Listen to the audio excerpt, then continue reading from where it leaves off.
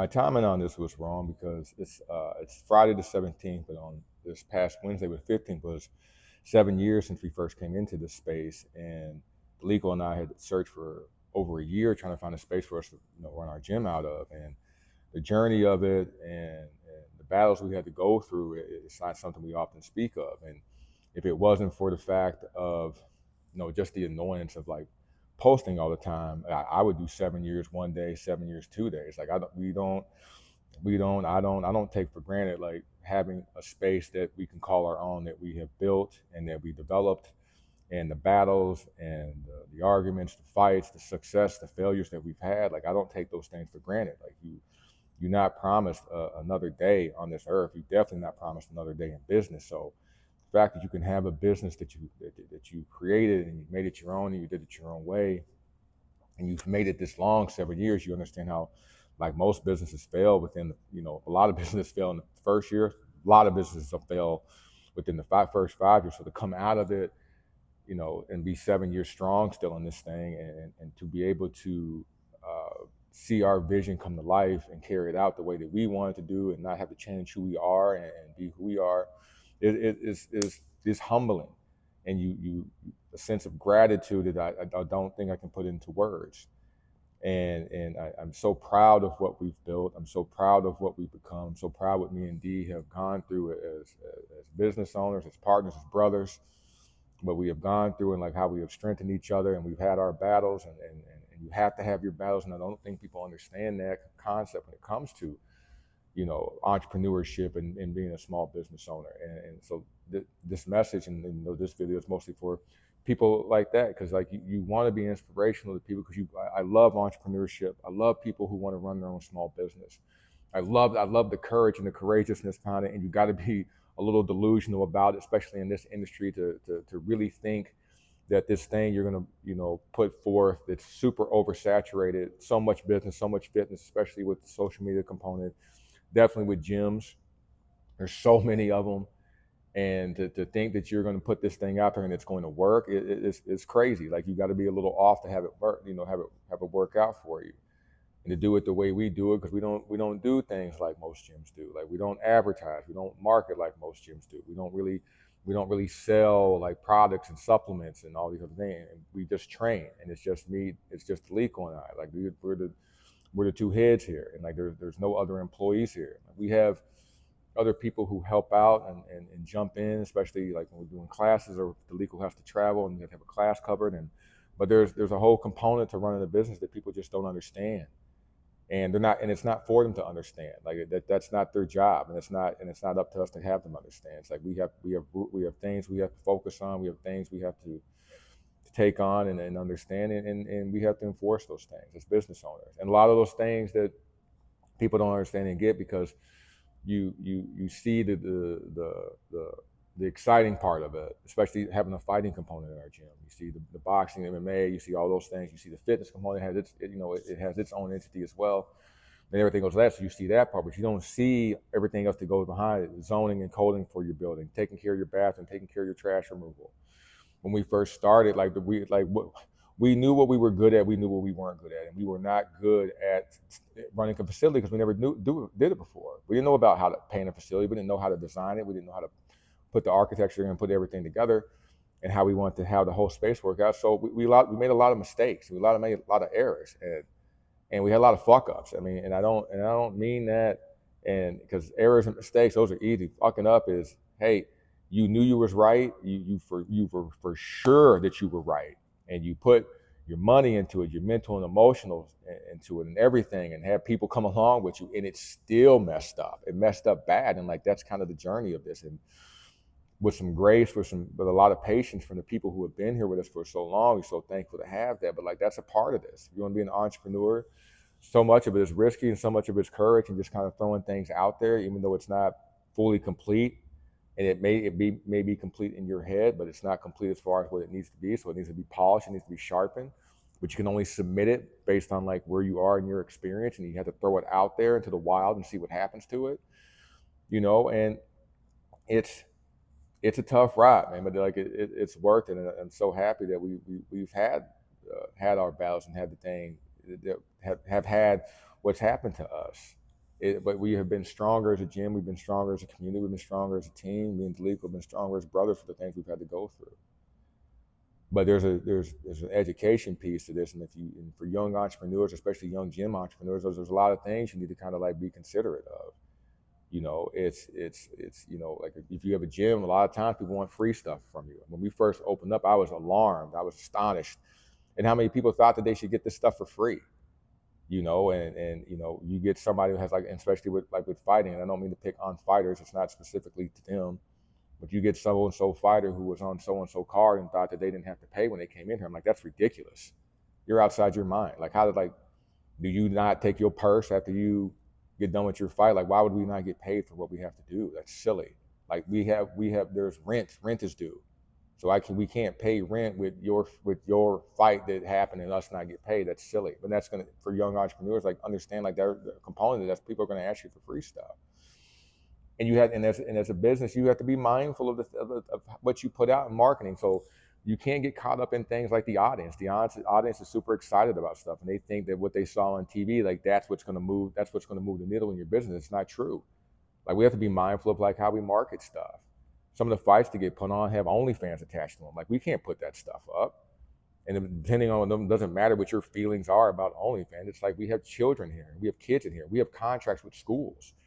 Like, schools are not going to promote OnlyFans. Like, we can't put that stuff up. And like, as a business, sometimes you have to explain this to an adult, like, why we can't promote your fight or put up the promotion of it, because it's attached to something that a lot of families, a lot of kids, and a lot of schools are not going to rock with.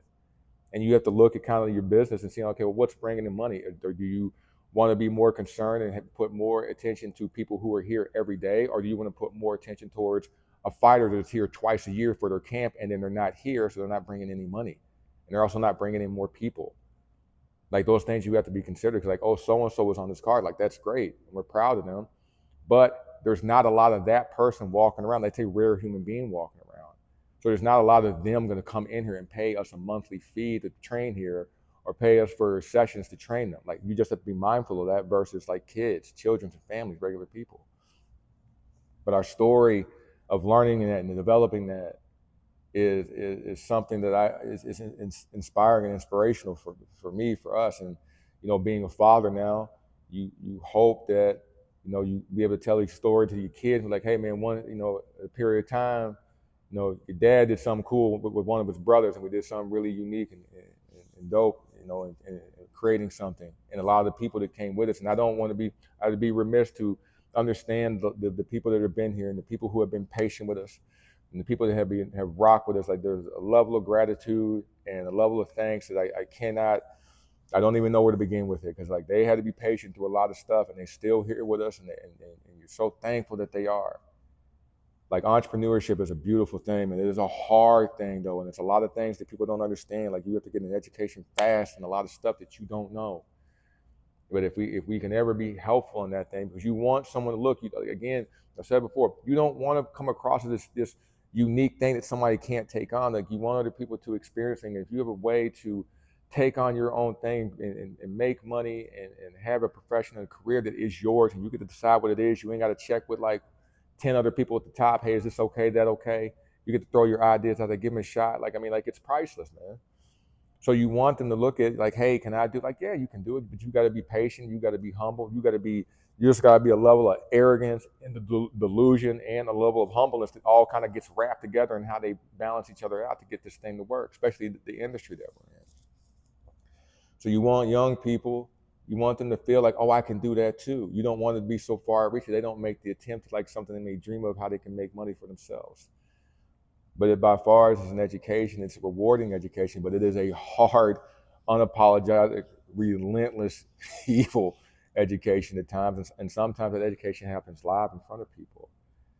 When people talk about, you got to be ambitious, but people see the positive side of it. But ambitious is great, but ambitious is also frightening, crippling vulnerability. You have to put so much of yourself out there, and you hope it works. And a lot of times it doesn't, depending on what it is. And you got to come back and be like, okay, what did we do wrong? You know what I mean? Now, what do we got to do right? What's our approach? What's our attempt now? But it's Like this my favorite, like outside of like my home, like this is my favorite place to be. Like I come to work, I feel better when I come to work. Like this my sanctuary, man. Like this my therapy. Like you'll find me, like I'm usually the first person here most mornings. Like Sundays I'm here. It's my day off, and I love being here. I love this place. I love what we've built. I love what we established, and I love the people here who have been with us. And then we've had the tough road of like we've had to get rid of some people too. Like that's part of it. You gotta get some people, you gotta get off the ship because they're not trying to rock with you, and you love them too. But sometimes they bad for the business. You may have a relationship with them, and they just bad, and they just bad. And you got to understand how all that works together. And you got to understand that like this, if you want to be in charge, like this is isolating too. You got to do a lot of things alone, do a lot of things that take time and take you away from friends and families and events. But if you care and you're passionate about, you find something that you attempt that makes you dig at that makes you try, that makes you want to make that isolation and go to attempt. Man, you can't ask for something better when you spend the majority of your life working. Like I love working here. I love being here, man. Like this, I won't even call it work. It's a constant attempt, constant challenge to trying to get better at something, arrive at something. Like you can't ask for something better than that in your craft and what you're trying to work on. The motivating part, the stimulation of constantly tinkering with something, man. And it's yours. This our baby. And maybe one day we get to hand our baby off to our babies, hopefully. You know what I mean? If they want to do it. But extremely thankful that we've made it 7 years, because a lot of gyms haven't made it this far, especially when we opened up in August of 2019, and then 7 months later, we had to close down because of COVID. A lot of gyms didn't make it through that. A lot of great gyms, a lot of good names, a lot of money and financial backing. Like we started this thing, and I don't recommend you do this. We started this with no investors, no loans, no. I mean, like we had help from people who came, like as far as like physical help to help us put the things together. Our parents, our spouses, our friends. But as far as like, you know, hey, can you go as much? Like, no, because if we would have we took this idea to a bank, and they were like, no, like that's not going to work. So it's like, okay, do we believe enough in ourselves, foolishly, delusionally, to believe enough in ourselves to make this thing work? Let's do it. So then we ripped and we did it, man. And like, and the journey of it is, a lot of people don't know. Like a year before doing this, like I was renting U-Haul trucks and using Craigslist and driving around the entire state of Minnesota just picking up gym equipment. I went to people's houses, like, do you have any spare dumbbells? Do you have any dumbbells that you want? I'll pay you whatever. Like that was like for a year, it was just picking up equipment. A lot of this equipment is from somebody's garage. Some of this equipment is from schools where they were just getting rid of it. And I was like, I'll take it. And like I had to put it in a locker. Like you don't understand like that journey, what you had to put into those things, and hoping that the idea comes out. But you're so thankful for the attempt and being able to do those things. It's been a hell of a ride, man. It's been a hell of a ride, and I've loved it. I've loved every second of it. I've hated many parts of it, but I've also loved the part that I've hated too. When you look back to it, you're thankful for the lesson. You're thankful for the chance, the opportunity. That's all you really want out here in this world, is to be able to take a stab at something and give it your best effort. And we've done that with this space. I love this fucking place, man. This place is great. I'm its biggest fan. Don't even get me started with, like, sometimes like I gotta get toned down sometimes, and I tell Delico something because I can go off. It's my favorite. I love this place. Yeah, I talk your ass off for hours about this place and what we had to go through. Don't ask me about Delico James because I'll talk you off about him too, man. That man's great. He's phenomenal at what he does. That's why we rock so well together, man. I appreciate his craft, and I appreciate what he's put into his craft. I knew it from day one. It's like that man take his shit seriously, man. Like I like that, and unapologetic, like who he is and how he goes about his business, because people don't teach what he teaches like they do. Like they want to do the exciting things. He's like, no. So we turned down money. We turned down money. Like, nah, we're not teaching it like that. Well, I saw on the TV, I thought I want to do like a bunch of, fast combination. We're not doing that, man. You're gonna get killed outside. And it's not, and there's so much more to learn by going through the pain and the trials and tribulation and the boring and repetitive meticulousness of learning how to box in one aspect of our business. There's so much to that. We're not going to forego that because you want to be entertained. Screw that, man. Be better. We're not doing that. And I love that me and him stick to that. We stick to that. We stick to our guns on that, man, because it's better for people. People don't understand that you're trying to teach them that, but it's better for that. It's better for your business. But being a business owner, man, it's like a lot of thankless things you don't have to do, and you can't get into that. That's your ego talking. You got to do a lot of things that are thankless, but they're to your benefit, to keep the building, keep the structure, keep everything moving. And So if you're trying to get into this, like, to hope you get some praise and thanks because you took care of the electricity bill, that you took care of the lights, that you take care of the trash, like all of that, don't get into this thing, man, because you ain't gonna make it. To really be passionate about this thing you're trying to do and really love what you do, really want to make yourself better, because there's no one getting you out of bed. That's one of the best and worst things about this experience and about this path, is like, no one's telling you what to do. Also, no one's telling you what to do. You got to figure those things out on your own. And it's great and it's awful at the same time. You got to love this crazy ride of like not knowing what each day brings, man. But it's like, it's beautiful, man. I'm happy that we've had this. Like, we are beyond fortunate. We are beyond lucky to have this space and have gone through what we've gone through and had the experience. I